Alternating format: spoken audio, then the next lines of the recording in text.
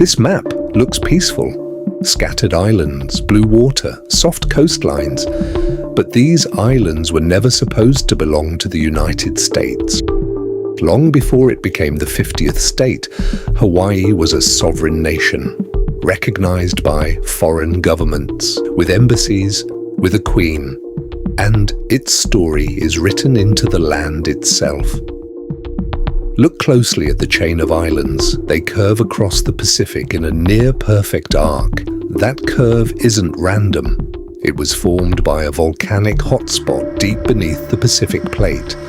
As the plate slowly drifted, new islands were born. The island of Hawaii, also known as the Big Island, is the youngest.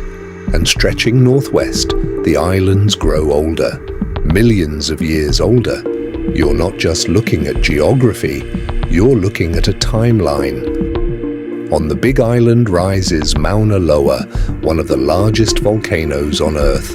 It still erupts, which means the island is still growing. The map isn't finished, and beneath the ocean surface a new volcano is rising. One day it may break through the water and become another island. Nature is still shaping Hawaii, but humans reshaped it faster. In 1810, a single leader unified these islands. His name was Kamehameha I. He did not unite them as colonies, he united them as a kingdom. The Kingdom of Hawaii had a constitution, international trade agreements, diplomatic recognition from major world powers.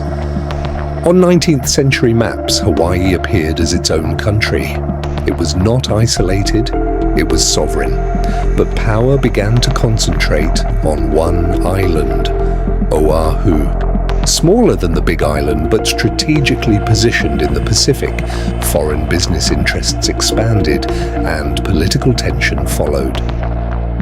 In 1893, Queen Liliʻuokalani sought to restore greater authority to native Hawaiians. Armed groups backed by American businessmen and supported by US Marines moved against her government. The Queen surrendered, not because she accepted defeat, but to avoid bloodshed among her people.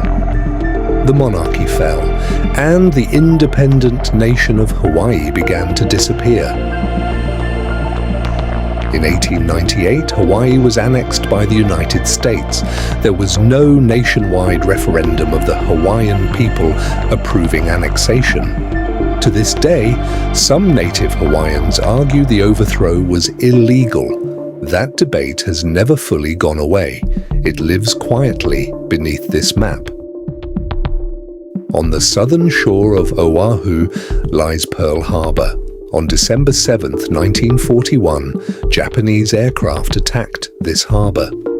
In a single morning, Hawaii became central to global history. The attack drew the United States into World War II. Suddenly, these remote islands were no longer distant outposts. They were strategic anchors in the middle of the Pacific Ocean, non-negotiable. In 1959, Hawaii became the 50th state. A majority of voters supported statehood, but history is rarely simple. Some see statehood as self-determination, others see it as the final step in a process that began with overthrow decades earlier. Today, Hawaii is a global tourist destination, a military stronghold, a cultural crossroads. Honolulu sits nearly 2,400 miles from the US mainland. That isolation explains everything, from its high cost of living to its strong local identity. Hawaii feels American, but it also feels separate, because geographically it is. The islands continue to grow, lava still flows, new land is still forming, the map is still changing, geologically and politically. This is not just a tropical postcard, it is a story of volcanoes, of kings, of queens, of war, of annexation, of identity. And whether Hawaii is stronger as a state, or would have been stronger as an independent Pacific nation, that depends on who you ask. But one thing is certain. This map carries more history than it first appears,